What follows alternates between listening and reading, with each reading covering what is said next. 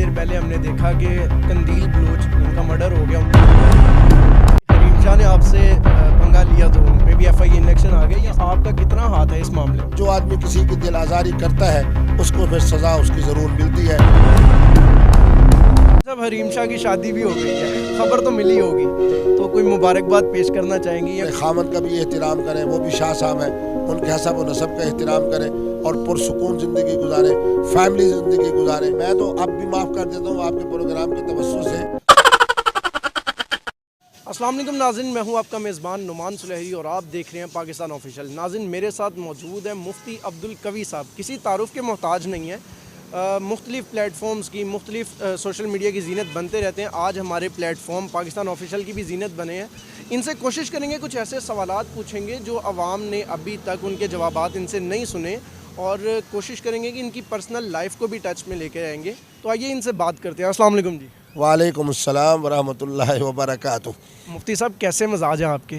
الحمدللہ، اللہ کا بہت کرم ہے. بس 2 دن سے لاہور میں آیا تھا، بس مختلف مصروفیات، دوستوں کی محبتیں، پھر آپ جیسے دوستوں کا اور بچوں کا جناب مجھ سے رابطہ. پھر میں تو الحمدللہ عوامی آدمی ہوں، کوشش کرتا ہوں کہ جناب آپ لوگوں کے ذریعے سے قوم تک بات پہنچائی جائے، دیکھنے اور سننے والوں کو مثبت بات بتائی جائے. یہی فرق ہوتا ہے کہ مفتی عبدالقوی مثبت بات پہنچاتے ہیں اور جو منفی بات پہنچاتے ہیں وہ بھی آپ کے سامنے ہے. مفتی صاحب، آج کل کیا مصروفیات ہیں آپ کے؟ آج کل آپ سوشل میڈیا پر نظر نہیں آ رہے. الحمدللہ میں نے تو آج کل اپنا مرکز، اپنی مسجد اور اس کے مطابق جناب جو ہمارے خانقاہی معمولات ہیں، وہ کہیں ایصال ثواب کے لیے جا رہا ہوں، کہیں کلخانی کا پروگرام ہے، کہیں نکاح پڑھایا جا رہا ہے، کہیں جناب ولیمے کی جناب جو ہے. اسی طریقے پہ علمی اور تحقیقی حوالے سے میرے 2 رسائل آ چکے ہیں، وہ بھی تمام مفتیان کرام کی میز پہ موجود ہیں.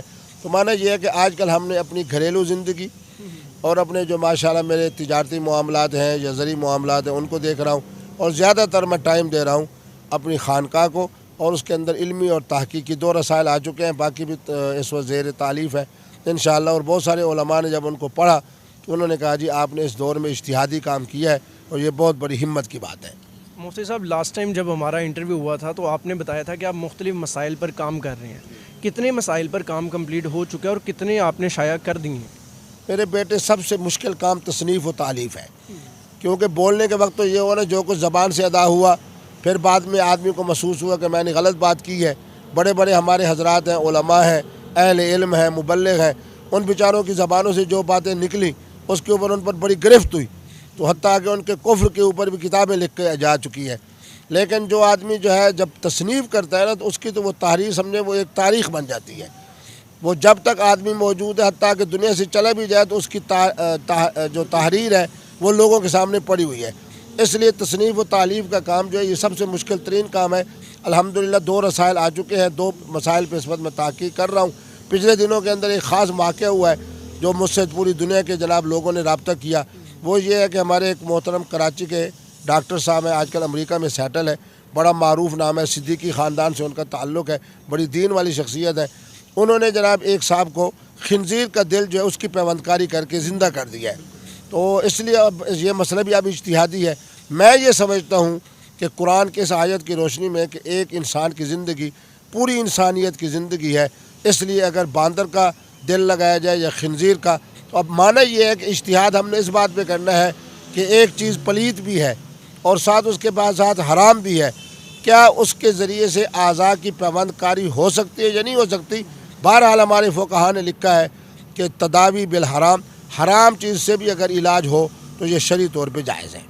مفتی صاحب، آپ نے ابھی پچھلی بات میں اپنے خاندان کی بھی بات کی، تو ظاہری بات آپ کا خاندان بھی ہے، ان کا ذریعہ معاش ان کو پالنے کے لیے کیا کرتے ہیں، کتنا کماتے ہیں اور کہاں سے کما لیتے ہیں؟ الحمدللہ میں خاندانی طور پہ ذمہ دار بھی ہوں، پھر شہری پراپرٹی بھی ہے.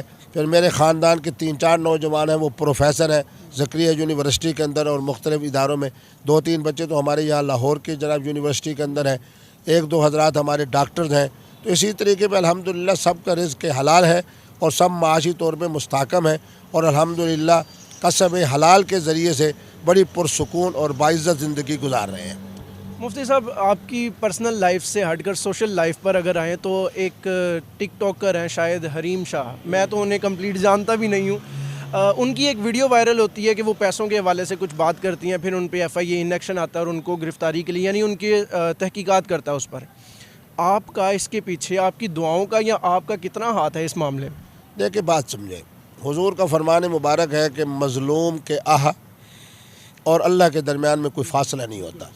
تو بہرحال مجھ سے محبت کرنے والے، مجھ سے پیار کرنے والوں نے کسی نے اس کے لیے کوئی دعا ایسی کی ہو جس کی وجہ سے وہ بیچاری اس وقت آزمائش میں ہے اور گرفت میں ہے، تو میری تو یہی دعا ہے کہ اللہ تبارک و تعالیٰ ان کو عقل دے، وہ اپنے خاندان کو دیکھیں، علمی ہونے کی وجہ سے اپنی شخصیت کو دیکھیں اور ان چیزوں سے بچیں۔ بہرحال جو آدمی کسی کی دل آزاری کرتا ہے اس کو پھر سزا اس کی ضرور ملتی ہے، کیونکہ اس لیے کہ ظالم ظالم ہے اور مظلوم مظلوم ہے۔ مفتی صاحب سزا کی بات کر رہے ہیں تو آج سے کچھ دیر پہلے ہم نے دیکھا کہ قندیل بلوچ ان کا مرڈر ہو گیا، انہوں نے بھی آپ سے پنگا لیا، ابھی حریم شاہ نے آپ سے پنگا لیا تو ان پہ بھی ایف آئی اے انیکشن آ گیا۔ یہ سزا کا آپ سے کیا تعلق بنتا؟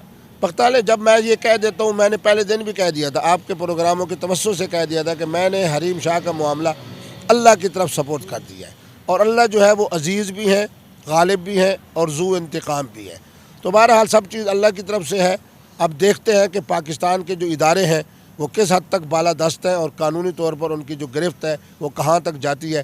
بہرحال اللہ تبارک و تعالی ہر ایک کے لیے خیر کا معاملہ فرمائے۔ مفتی صاحب آپ کیا چاہتے ہیں حریم شاہ کے ساتھ اب کیا مزید سلوک ہونا چاہیے؟ ایف آئی اے کو کس حد تک کارروائی کرنی چاہیے یا آپ دل سے معاف کرنے کے قائل ابھی بھی ہیں ان کو؟ نہیں، میں تو اب بھی معاف کر دیتا ہوں آپ کے پروگرام کے توسط سے، لیکن میرے خیال میں پاکستانی عوام کی خواہش یہ ہے کہ اب پتہ چلنا چاہیے کہ یہاں ملک کے اندر قانون سب کے لیے ہے اور بالادستی جو ہے وہ قانون کی ہے، اور جو بھی مجرم ہو، اگر ملک کا وزیر اعظم جو ہے اپنے جرم کی وجہ سے اور صدر پاکستان سابق جو ہے وہ بھی اپنے جرم کی وجہ سے سزا پاتے ہیں یا جناب ان مراحل سے گزرتے ہیں، تو ہر آدمی کو ان مراحل سے گزرنا چاہیے۔ مفتی صاحب حریم شاہ کی شادی بھی ہو گئی ہے، خبر تو ملی ہوگی، تو کوئی مبارکباد پیش کرنا چاہیں گی یا کچھ پیغام دینا چاہیں گے انہیں شادی کے موقع پر؟ مجھے 2-4 دفعہ ٹیلی فون آیا کہ جناب انہوں نے کہا ہے کہ جی مفتی صاحب نے ہمارا نکاح پڑھایا ہے۔ اب قدرتی طور پہ لوگوں کا ذہن یہی جاتے ہے کہ مفتی عبدالقوی صاحب نے نکاح پڑھایا ہوگا، تو پھر جب اس کے خامن سے پوچھا گیا تو انہوں نے کہا ہاں تھے تو مفتی صاحب، لیکن مفتی عبدالقوی صاحب نہیں تھے۔ تو بہرحال اللہ تبارک و تعالیٰ ان کی زندگی پرسکون گزارے اور اپنے خامن کا بھی احترام کریں، وہ بھی شاہ صاحب ہیں، ان کے حسب و نسب کا احترام کریں اور پرسکون زندگی گزاریں، فیملی زندگی گزاریں، عائلی زندگی گزاریں، گھر کے اندر ایک پاکیزہ محترمہ بن کے رہیں۔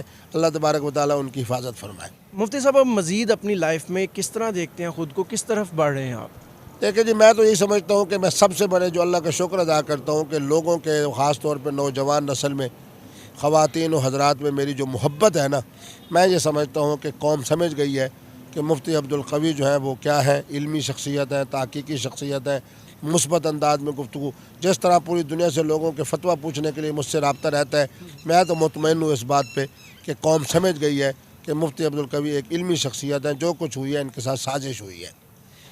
ناظرین، مفتی صاحب کے ویوز آپ نے دیکھے، آپ سب مفتی صاحب کے بارے میں کیا رائے رکھتے ہیں کمنٹس میں لازمی بتائیے گا۔ مفتی صاحب بہت شکریہ آپ کا ہمیں ٹائم دینے کے لیے۔ انشاءاللہ اسی پلیٹ فارم کے توسل سے مفتی صاحب سے دوبارہ ملاقاتیں جاری رہیں گی۔ دیکھتے رہیں پاکستان آفیشیل۔ اللہ نگہبان۔